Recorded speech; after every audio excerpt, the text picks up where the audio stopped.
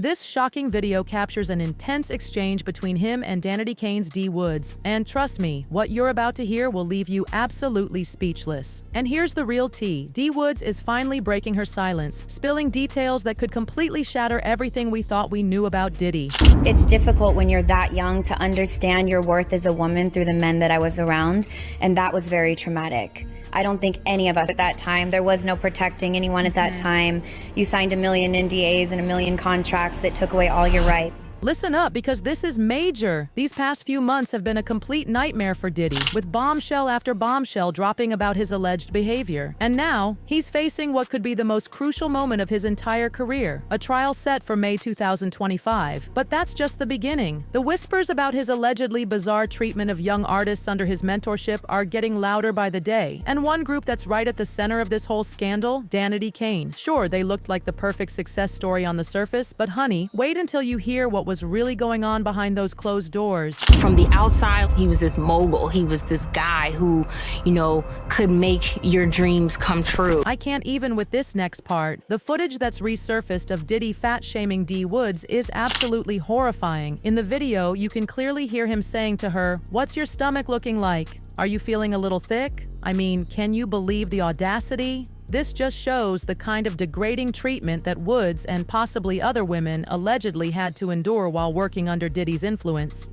Juanita, what's your stomach looking like? For real, are you feeling a little thick? I always feel thick next to these skinny chicks. You're like a burger away. Now, here's where things get really intense.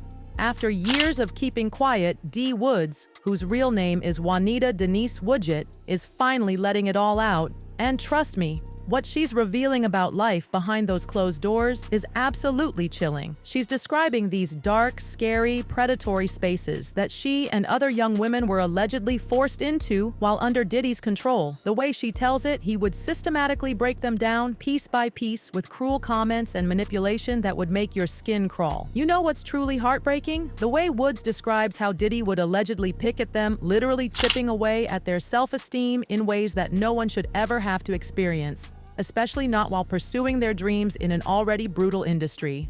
She's opening up about those dark moments, sharing how she had to endure some of the most degrading comments imaginable. From the outside, everyone saw Diddy as this powerful mogul who could make dreams come true, but inside his world, it was allegedly a complete nightmare of fear, manipulation, and mental abuse. And hold on to your seats, because it gets worse. Woods isn't just talking about herself, she's painting a picture of how Diddy allegedly treated all these aspiring artists like they were nothing but pieces of meat. She claims he constantly reminded them that their worth was tied solely to their looks, not their talent or hard work. But the most disturbing part, Woods reveals how sometimes it felt downright unsafe to even be alone in the same space as him. Shannon, let's talk about the choice of it. Hair color change, and is this something you feel you want to stay with? I really like it. I mean, I love big blondes too, but I like it. I hate it. Yeah. But here's the thing, despite all these shocking allegations swirling around him, Diddy is completely denying everything. His legal team is pushing back hard against any claims of misconduct, including those serious accusations about his infamous white parties between 1998 and 2009. They're calling these allegations unsubstantiated and suggesting that this documentary, The Fall of Diddy, is nothing but an attempt to cash in on his media presence. Can you believe they're actually claiming the documentary producers didn't give them enough time or details to address these allegations? They're trying to paint this whole thing as one-sided. Way more outspoken than a celebrity should be. So I think there's a lot of shock value to what I'm going to say next. I definitely am trying to do it my way. For D.Woods, speaking out now isn't just about telling her story, it's absolutely crucial. She feels like finally, the time has come for her truth to be heard and respected. And while she's determined to make sure her story doesn't get lost in all this media chaos surrounding Diddy, here's something important to note. Woods isn't accusing Diddy of physical attacks, but her story, it paints such a vivid picture of what can happen when someone misuses their power. Now get this, you'd think with Danity Kane's first album going platinum, Diddy would have been their biggest cheerleader, right? Wrong. It's almost unbelievable. But it seems like he wasn't even supportive from the very beginning. When their debut album dropped, Diddy made it crystal clear he had zero faith in them. He actually refused to produce more than 100,000 copies, claiming they'd never sell more than that. Can you imagine? Despite their massive success, it was painfully obvious that Diddy couldn't care less about their growth. Diddy definitely was able to get our names out to a large number of people, and that's something that all of us are very thankful for. I'd say, you know, Diddy is very specific, and he likes things done a certain way, and so I constantly had to be striving for perfection with him. Things only got worse. And honey, it only gets worse. When Danity Kane landed that incredible opportunity to open for Christina Aguilera on her Back to Basics tour in 2006, you'd think their label would have been throwing money at them to make sure they looked amazing, right? Well, hold on to your seats because this is shocking. Diddy and Bad Boy Records didn't spend a single penny to help fund their performances. These poor girls had absolutely no idea they'd become as huge as they did, and they were literally sewing their own costumes from Forever 21. And still, not a peep of support from the label. You know, the first time around, I was heavily controlled in that situation, and I wanted to come back and try to do it the way that I saw it happening. Here's the real tea. Diddy wasn't interested in their music career at all. All he cared about was the flashy TV version of making the band. And when Danity Kane started blowing up, Diddy and Bad Boy Records were scrambling to catch up, but by then, the group was already struggling. It was all about the money he could make from the show's rights, TV deals, and other non-music ventures. And speaking of money, get this. As the group's fame kept rising, their financial situation just kept getting worse and worse. Despite all their success, these talented girls weren't seeing a single penny of those profits. I just want to throw you the facts, okay? Sure. So this is long after we have 2 double platinum albums, $14, $15 an album from 2 million albums is, what is the math on that, 48 million? And this benevolent man who's now had a change of heart and has decided to pay us as talent. And if you thought that was bad, wait until you hear this. MTV didn't pay them a single cent for their time on making the band. Their deal with Bad Boy Records was so terrible that they didn't see any money from their album sales. And just when you think it couldn't get worse, their manager had the nerve to drop them right at the peak of their success. No support, no money, and a group that was falling apart at the seams. It was a recipe for disaster. The financial stress, complete lack of support, and growing tensions within the group eventually led to Danity Kane's devastating breakup.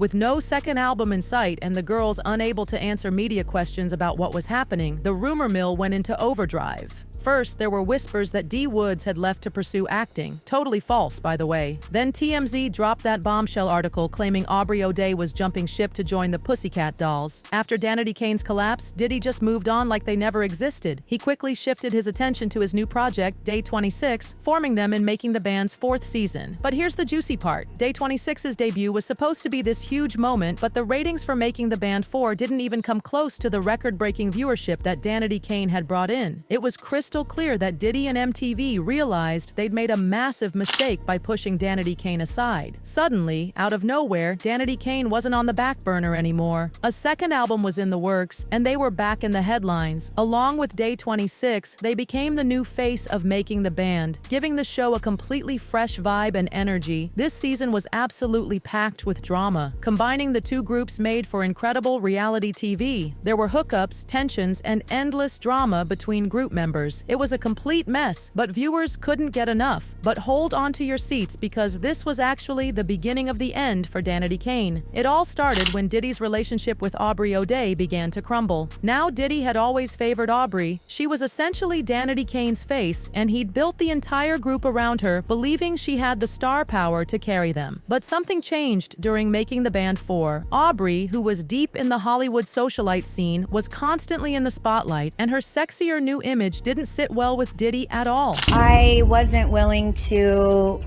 do what was expected of me. Not talent-wise, but in other areas. But the real drama, it wasn't just about her appearance. It was about Aubrey finally speaking her truth. The tension between Diddy and Aubrey O'Day reached a boiling point. Diddy, who once saw her as Danity Kane's shining star, suddenly started viewing her through an entirely different lens. Her growing presence in Hollywood social circles and her newfound confidence seemed to hit a nerve with him. But the real catalyst? It was her brutal honesty. You want to show all your skin, you want to be naked, but the whole concept of Danity Kane was like, when it comes together, it's one. Puff's going hard on the group, and then all of a sudden he singles me out and starts going on and on about how unhappy he is with me. Aubrey started doing something that apparently terrified Diddy. She began speaking out. She exposed how he'd pushed the group to the sidelines while chasing other projects. She made it crystal clear that the group had been completely neglected, and these revelations made headlines that painted Diddy in a seriously unflattering light. His response? He started lashing out, constantly criticizing Aubrey, especially about her appearance and public image. Diddy would be like, you're not hot anymore, like what happened? You don't have anything, like you don't have any curves. You're looking like you're not looking like, I can't get people to think that you're my good looking. The drama kept escalating when Diddy accused Aubrey of being too focused on herself. In his eyes, she wasn't putting the group's success and image first. But Aubrey, she tried desperately to shift the conversation back to the group, insisting she wasn't chasing personal fame, she just wanted Danity Kane to succeed. But no matter how hard she tried to redirect the conversation, Diddy's frustration just kept growing and growing. As the explosive arguments between Diddy and Aubrey intensified, the media started digging deeper, wondering what was really happening behind those closed doors. The tension between them was so obvious that it sparked some absolutely shocking rumors. Whispers started spreading that they were more than just business partners. And then things took an even darker turn when rumors emerged about Aubrey being pregnant with Diddy's child. You ever been pregnant? No. No, I haven't. Yeah. If I were pregnant, I'd have a baby. Yeah.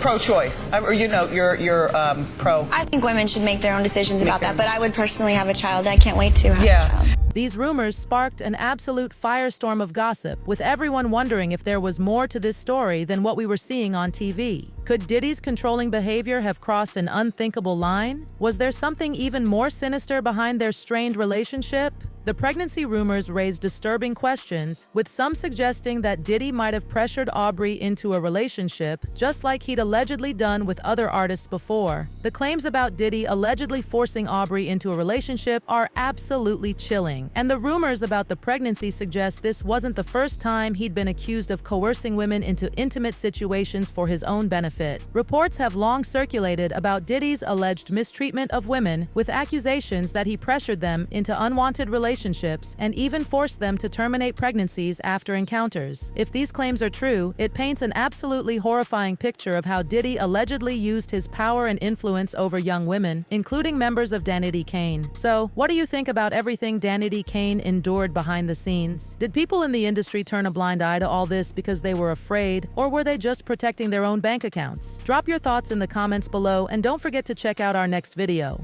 Check out